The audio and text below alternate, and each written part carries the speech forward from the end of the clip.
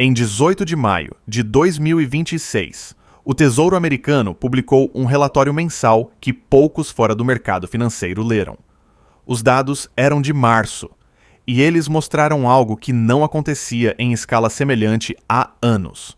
Em um único mês, países do mundo inteiro venderam 138 bilhões de dólares em títulos da dívida americana.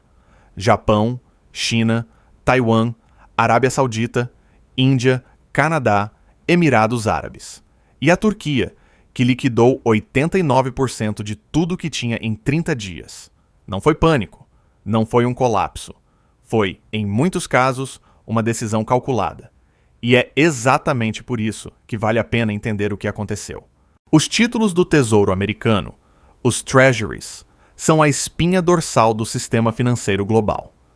Quando um país acumula reservas internacionais, parte dessas reservas vai para lá. Não porque os governos estrangeiros gostem dos Estados Unidos, mas porque o mercado de Treasuries é o mais líquido do planeta.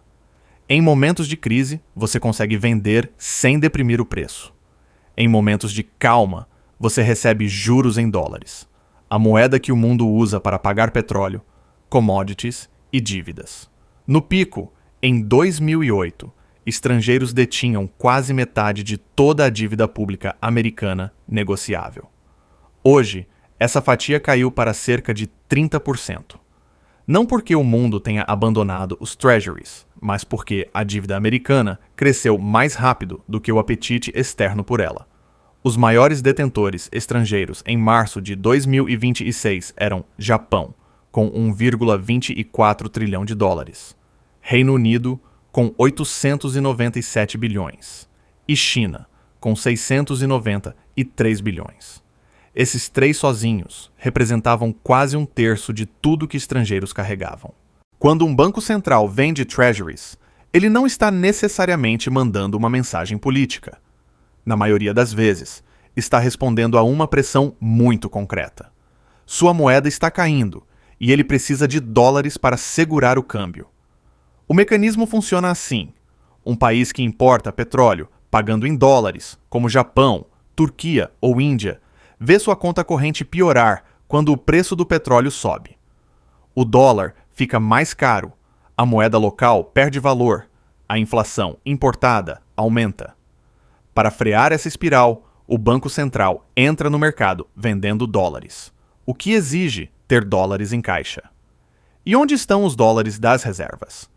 Investidos em treasuries. Logo, para defender o câmbio, você vende o título americano, recebe dólares e usa esses dólares para comprar sua própria moeda no mercado. Foi exatamente esse o gatilho de março de 2026. O conflito envolvendo o Irã e o fechamento do Estreito de Hormuz provocaram uma alta abrupta no petróleo. Países importadores de energia sentiram o impacto imediato nas suas moedas. O iene japonês chegou perto do nível politicamente sensível de 160 por dólar. O Banco Central do Japão precisou agir. O resultado: o Japão vendeu 47,7 bilhões de dólares em treasuries em março. A China vendeu 41 bilhões, levando suas reservas ao menor nível desde 2008. Taiwan vendeu 12,7 bilhões. Arábia Saudita, 10,8 bilhões. Índia, 7,6 bilhões. Aqui é onde a maioria das análises erra o alvo. Primeira distorção: tratar toda a venda de Treasury como sinal de desconfiança política nos Estados Unidos.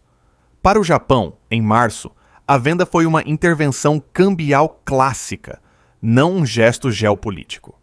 Para a China, a história é diferente e mais longa, mas mesmo lá, os dados precisam de cautela. Parte das reservas chinesas aparece registrada em Bélgica e Luxemburgo, porque a China usa custodiantes europeus para algumas posições. O dado bruto subestima o que Pequim de fato carrega. Segunda distorção: ignorar que o setor privado estrangeiro continuou comprando. O relatório TIC de março mostrou que instituições privadas, fundos e bancos compraram 111 bilhões de dólares em títulos americanos de longo prazo no mesmo mês em que governos vendiam. Terceira distorção: O caso da Turquia. Ankara liquidou quase toda a posição em treasuries em um único mês. O Banco Central Turco vendeu também ouro das reservas, algo incomum que sinaliza pressão aguda de liquidez, não uma escolha estratégica de longo prazo. A Turquia já teve 80 bilhões de dólares em treasuries há uma década. Chegou a março de 2026 com 16 bilhões e saiu com 1,8 bilhão. Isso é uma história de estresse econômico e fragilidade cambial, não de geopolítica. Quarta distorção: a interpretação de que esse movimento anuncia o fim do dólar como reserva global.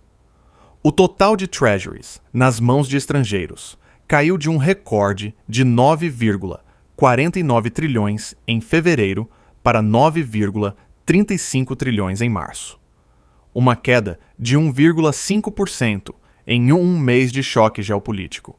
O mercado absorveu. Os yields subiram, mas não dispararam. O setor privado compensou parte do que os governos venderam. O que os dados de março de 2026 mostram não é o fim de uma era, mas o funcionamento de um sistema sob pressão. Países que dependem de energia importada usam treasuries como colchão de liquidez. Quando o petróleo sobe de forma abrupta, esse colchão é acionado. Não é uma declaração contra os Estados Unidos, é a função para a qual as reservas existem. O que é mais relevante observar é o padrão de longo prazo. A China reduziu sua posição em treasuries pela metade desde o pico de 2013 e migrou parte dessas reservas para ouro. O Banco Central Chinês comprou ouro pelo 17º mês consecutivo em março. Esse movimento é lento, deliberado e reflete uma decisão estratégica de reduzir dependência do dólar. Mas ele não provoca colapso. A China sabe que vender rápido demais destrói o valor do que ela ainda carrega. O sistema continua funcionando porque nenhum ativo substitui o Treasury de forma convincente em escala. Não o ouro, não o euro, não nenhuma moeda emergente. O que muda, gradualmente, é a margem. E margens que mudam por décadas eventualmente redesenham o mapa. Os dados de abril serão divulgados pelo Tesouro Americano em 18 de junho. Vão mostrar se março foi um ajuste pontual provocado pelo choque do petróleo ou o início de uma inflexão mais duradoura nas reservas globais.